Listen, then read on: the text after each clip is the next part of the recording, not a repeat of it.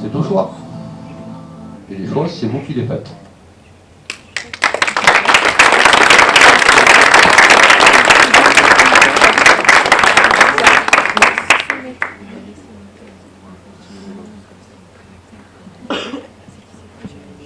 On fera un petit jeu question-réponse juste à la fin. Je voulais parler d'une chose qui n'a rien à voir spécifiquement avec ça. Est-ce qu'il y en a dans la salle qui ont, vous savez qu'il y a quelques mois, j'ai créé, au début d'année de cette année, j'ai créé ce qu'on a appelé le regroupement représentatif des métiers du chien. Est-ce qu'il y a des gens qui sont... levez le doigt, ceux qui ont... ouais, il y en a quelques-uns. Il y en a quelques-uns. Bon, ça va être le point négatif. Ça va être le point négatif de la conférence. Oui. Ça va être le point négatif de la conférence. Vous m'aurez encore, en tant qu'éducateur, en tant que rééducateur, en tant que formateur, éventuellement à faire des conférences, vous m'aurez encore jusqu'à ce que le bon Dieu me rappelle, ou que je puisse plus parler, et ne peut rien faire. Parce que ça fait, j'ai la passion du chien, et parce que tant que je pourrai sortir des chiens de leur ornière et permettre aux gens de pouvoir travailler avec leurs chiens et de pouvoir avoir des chiens équilibrés, tant que je pourrai passer le témoin à certaines personnes qui feront la même chose derrière, je continuerai. Quand j'ai voulu créer le groupement représentatif des métiers du chien, c'était un petit peu, dans un premier temps, pour contrecarrer, et là je pense qu'il y a beaucoup d'éducateurs qui vont me le confirmer, j'ai eu énormément d'appels téléphoniques par rapport justement aux méthodes positives et amicales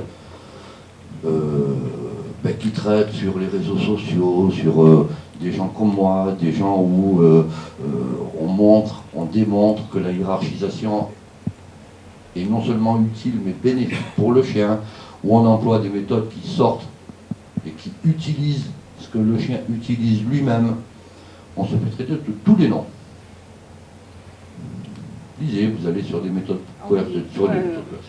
sur les méthodes positives, n'importe quel site.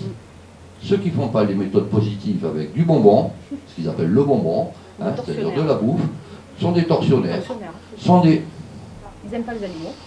On a eu ça dans un premier temps. On ne respecte pas le chien. On ne respecte pas le chien, on ne fait pas un travail qui est normal, etc. Il y avait ça qui m'a interpellé un petit peu. Moi je suis en fin de carrière. Donc j'ai pas honte, j'ai 47 ans. Je me suis trompé, non, j'ai 56. C'est toi.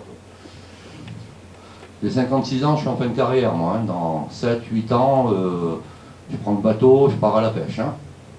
Par contre, il y en a plein là, qui ont fait des formations chez moi, qui sont ici, qui sont ailleurs, qui n'ont pas 56 ans et qui ont 30 ou 40 ans de carrière devant eux. Et eux, je leur souhaite bien du plaisir. Ils sont excellents en communication, par contre. Hein. Ils sont excellents en communication. Eh bien, vos professions vont mourir. Parce que ça va prendre le dessus, il va y avoir beaucoup de dégâts sur les chiens. Vos professions vont mourir. Ça, c'était ma deuxième envie de créer ce groupement. La troisième chose, qui faisait partie également de ce regroupement, c'était de dire on va se regrouper déjà pour que quand il y a un éducateur canin qui travaille correctement, qui se fait enquiquiner par toutes les méthodes positives autour, on puisse, je ne sais plus comment il disait Philippe Roustan, hein, telle une nuée de mouches venir l'aider. C'était aussi faire remonter, ça c'était la deuxième phase qui m'intéressait, c'était faire remonter auprès du ministère la dangerosité de ce type de discours. Merci. Vous imaginez que monter un truc comme ça, ça prend beaucoup de temps. Vous imaginez les gens qui sont... Vous avez probablement remarqué que je n'ai jamais encaissé vos chèques. Jamais. J'ai fait du bruit là-dessus. Tout le monde a dit, ouais, c'est bien. Tout le monde m'a téléphoné, les éducateurs canins, ouais, c'est bien ce que vous faites.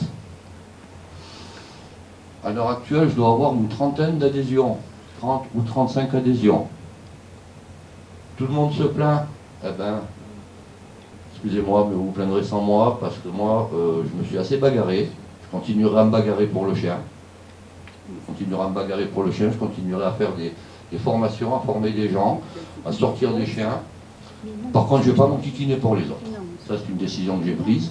Je ne vais pas m'enquiquiner pour les autres, parce que jusqu'à maintenant, j'ai pensé aux gens, j'ai pensé aux chiens. Ben, je vais commencer à penser un petit peu à moi. Plutôt que de partir sur un truc où, où tout le monde gueule. Hein, tout le monde gueule, personne n'est content, tout le monde veut y aller. Et puis quand on fait, il n'y a plus personne. Parce que je ne vais pas me battre, moi, pour des gens qui n'en ont pas envie. Voilà, ça c'était le petit point négatif de la conférence.